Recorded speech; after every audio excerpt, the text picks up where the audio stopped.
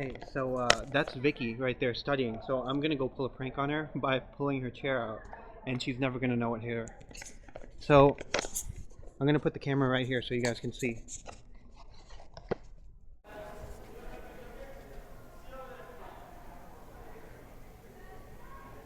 Oh my god, Sammy! I'm gonna get you! Uh, Oh my god, that's Jennifer! how can you even tell? How can you not tell? She's in her lab room! Her face is on the ground. Is she okay? Obviously she's not okay. Well, she's still alive. Alright, that's good. I'm gonna call the cops so they can check it out.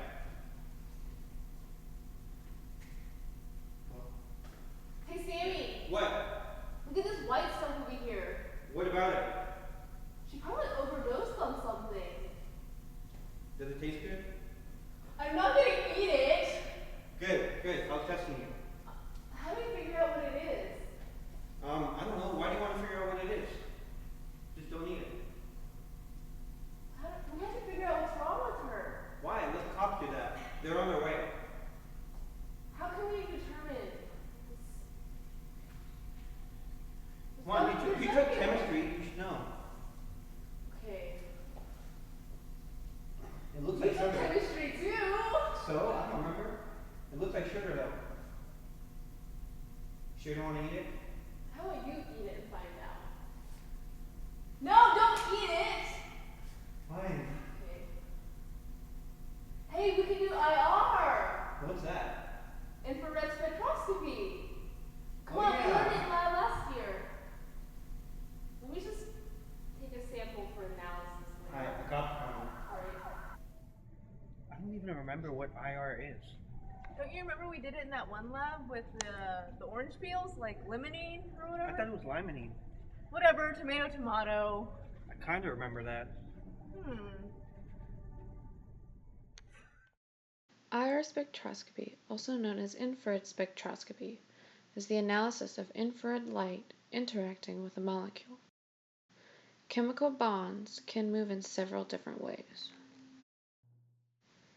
Some bonds will stretch, while other bonds will bend. Each way that a molecule bends is called a vibrational mode. Molecules, like guitar strings, vibrate at specific frequencies. Different molecules vibrate at different frequencies because their structures are different. This is why the IR spectrum is unique for every compound. The basis behind IR is that each different bond in the molecule absorbs a specific frequency of light. That frequency does not travel through to the other end of the machine. Thus, the percent transmittance is lower for that particular frequency. Each drop in percent transmittance corresponds with a peak pointing downward in the spectrum. Here's a sample IR spectrum. The x-axis is represented by the wave number, with units expressed in inverse centimeters. The y-axis signifies percent transmittance, which depends on the intensity of light entering and leaving the sample. The characteristic regions are also labeled in this spectrum. For example, a prominent peak around 3,000 inverse centimeters typically represents a CH bond. Another distinctive peak is that of the CO double bond around 1,700 inverse centimeters. The fingerprint region is a complicated series of absorption in the right-hand side of the diagram from about 500 to 1,500 inverse centimeters. It is usually more difficult to interpret this area, but because the fingerprint region is unique for every compound, an alternative way to identify a molecule is to compare their fingerprint regions.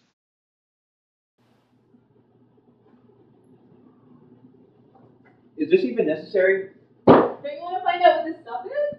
I'm pretty sure curiosity killed the cat. Satisfaction's about to bring it back.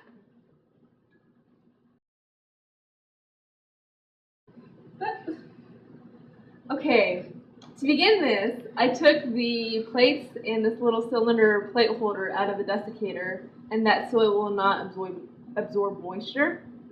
And these are salt plates. They are made of silver chloride, so it's really important not to use aqueous samples because it will dissolve the plates. And the reason they're stored in the black paper is so that they will not absorb light when it's just sitting there. So you can see that the bottom two are darker than the top two, and that's because it has absorbed more light. And if you're thinking about the IR transmission, the lighter plates will absorb or will allow the light to pass through and hit the sample, whereas the darker plates will absorb the light. So I'm just going to put the darker two plates back in the paper.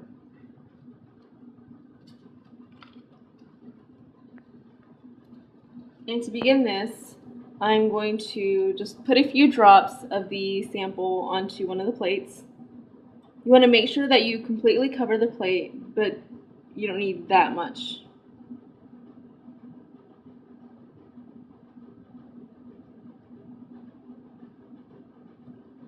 You also want to work fairly quickly in case you have a volatile solution and it just evaporates before you can put anything on. I'm going to take the other plate and cover it. And the plates go in this little contraption. So you can just pick them up and drop them in here. And then you want to screw it on. You want to make sure it's firm but not too tight because the plates can break if you screw it too tightly. Okay, so in here you can see that there's two little black knobs and that you can just set the cylinder on. It doesn't matter which way you have it, and you can just close it. Okay, so I'm going to click replace right here first, and then click clear the spectrum right there. And now we're going to collect the sample, which is right there, and enter in clear drink as the title, or anything you want. Now click OK. And the progress is shown right there, so we're going to wait for that to fill up. And the peaks are starting to come in. And as you can see, this major peak right here is characteristic of the OH bond, which tells us something.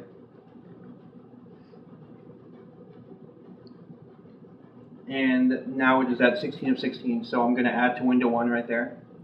And then find peaks, so we can get numbers. And I'm going to move it down because we don't want all these peaks.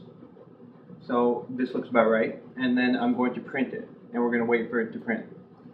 So while we're waiting for it to print, you can clean up. Right. So it's a fairly simple process. You just unscrew it, let the plates come out, separate them, and take a few drops of acetone and cover each plate. And this will clean the plates.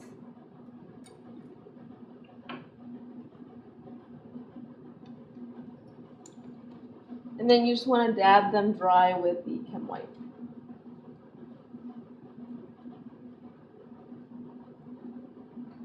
So when that's done, just remember to put them back in the black paper to store in the desiccator.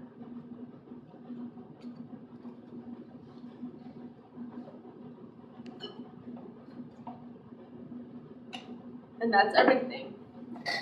All right, let's go read our results.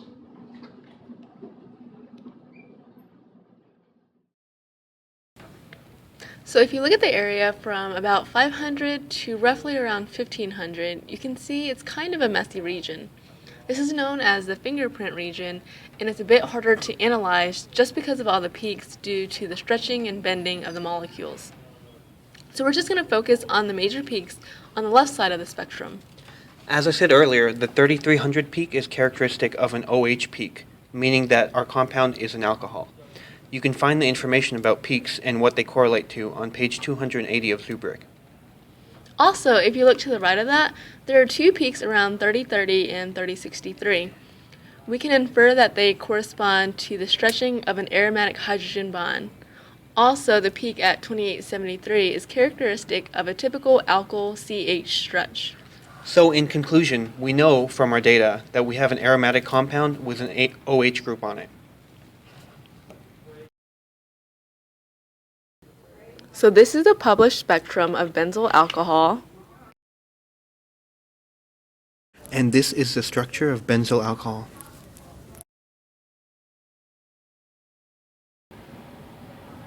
So here's a side-by-side comparison of the spectrum we obtained and the published one.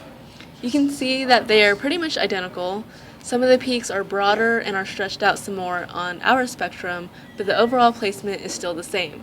You can see the OH peak, the jagged peaks around 3000, the two peaks around 2870, those three noticeable peaks around 1800, and the fingerprint region, which is just about the same.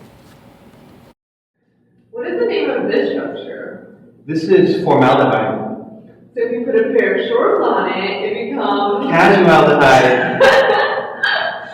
Oh, Jennifer! Are you feeling better? What are you talking about? We found you passed out on the stairs a couple days ago. If she was passed out, would she remember? That's true.